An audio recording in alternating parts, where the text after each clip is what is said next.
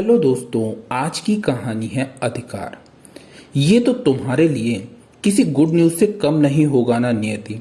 अब तो कलेजे में ठंडक पड़ गई ना। माँ बाबूजी यहाँ कभी नहीं आएंगे।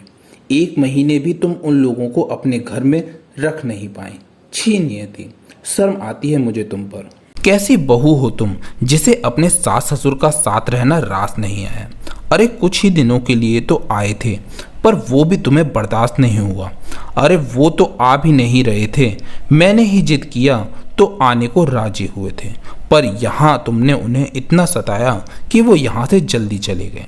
गुस्से से नितिन नियति को बोल रहा था, देखो नितिन, ये ऐसी तोहमत लगाना बंद करो। और मैंने उन्हें नहीं भगाया, बल्कि वो अपनी मर्जी से गए हैं यहाँ से। और देखो जाते जाते भी उन्हें चैन नहीं आया, इसलिए हम दोनों में फूट डालकर चले गए। तभी तुम्हारे मुंह से ऐसे कड़वी बोली फूट रही है मेरे लिए नितिन।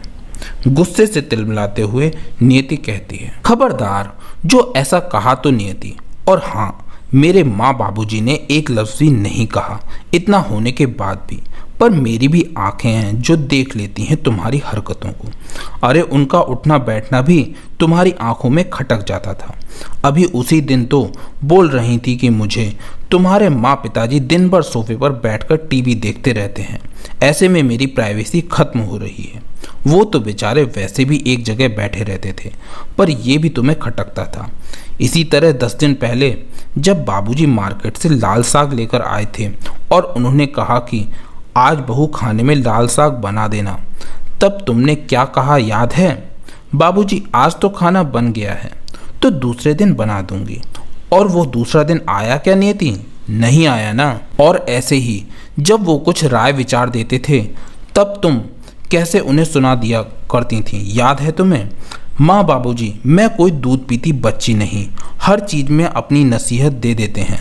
मैं पढ़ी लिखी हूँ, मुझे भी ज्ञान है, ऐसा ही कहा था ना तुमने नियति?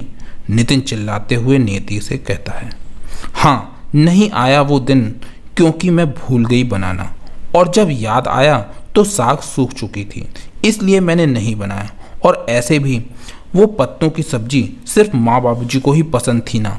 वैसे जब तुम्हें ये सब दिख रहा था तो उस समय क्यों नहीं बोला, जो अभी जली कटी सुना रहे हो नितिन? मुंह आड़ा टेढ़ा बनाते हुए नियति कहती है, हाँ, सुना सकता था, पर मेरी माँ ने हर बार मुझे रोक लिया था। वो नहीं चाहती थी कि बाद में तुम कहो कि मेरे माँ बाबूजी की वजह से हम दोनों में झगड़े होते हैं। और वैसे भी मुझे ये सब तुम्हारे मुंह से सुनना था। मैं जानता था कि तुम सेल्फिश हो, पर इतनी हो कभी नहीं सोचा था। इसलिए मैं भी जा रहा हूँ यह घर छोड़कर। तब रहना अपने मन मुताबिक।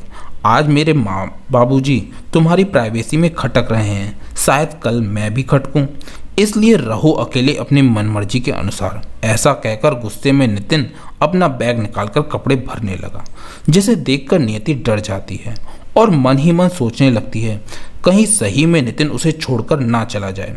उसे अब तक यह भ्रम था कि नितिन उससे बेइंतहा मोहब्बत करता है, इसलिए कभी उसे छोड़ने की बात नहीं करेगा। पर आज ये भ्रम उसका टूट रहा था, इसलिए वो स्थिति की नजाकत को देखते हुए नितिन का हाथ पकड़ लेती है। फिर कहती है, मुझे माफ़ कर दो नितिन, मैं ऐसी गलती फिर दोबारा नहीं करूँगी। पर तुम ऐसे मुझे छोड़कर मत जाओ, मैं तुमसे बहुत प्यार करती हूँ। तुम चले जाओगे तो मैं कैसे जीऊँगी? नितिन, नितिन प्लीज़ नितिन, मुझे माफ़ कर दो। हाँ, मैंने माँ बाबूजी को सताया क्योंकि मैं नहीं चाहती थी कि वो हम दोनों के बीच आएं और हमारी ज़िंदगी में दखलंदाजी करें। मैं स्वार्थी हो गई थी नितिन, पर अब ऐसा नहीं होगा नितिन, वादा रहा। कैसे विश्वास कर लूँ नियति तुम्हारी बातों पर? मुझे तुमसे ये उम्मीद नहीं थी।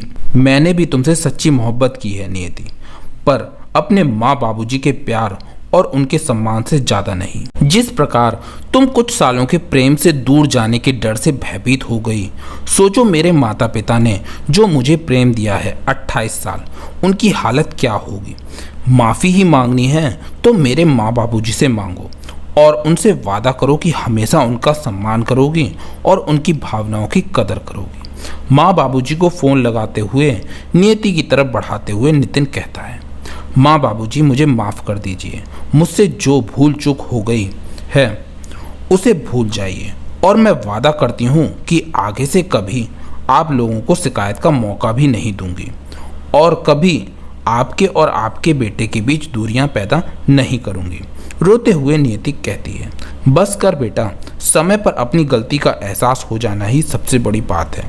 हमेशा खुश रहो, यही हमारा आशीर्वाद है, कहकर नितिन के माता पिता ने फोन रख दिया, इस तसल्ली के साथ कि उम्र के अगले पड़ाव में फिर कभी ऐसा समय दोबारा नहीं आए। प्रिय दोस्तों, अक्सर देखा गया है कि जब बेटा बहू बाहर अपने माता पिता से दूर शहर में रहते हैं और ऐसे में कुछ दिन के लिए सास ससुर बहू बेटे के पास रहने जाते हैं, तो बहू को सास ससुर का आना कुछ खटक सा जाता है और वो हर संभव कोशिश करती है कि अपने सास ससुर को जल्दी वहां से भगाने की, जो बहुत गलत है।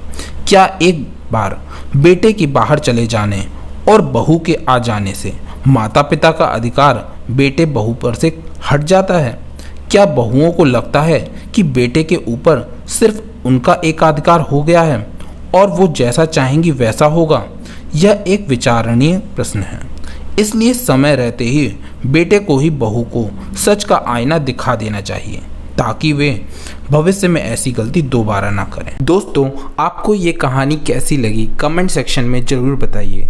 अगर कहानी अच्छी लगी हो तो वीडियो को लाइक और शेयर कीजिए और ऐसी ही कहानियाँ और पाने के लिए चैनल को सब्सक्राइब कीजिए और बेल आइकन को दबा के ऑल पर सेट करना मत भूलिएगा। तो फिर मिलते हैं नेक्स्ट वीडियो में। Till then take care and keep smiling. Bye bye.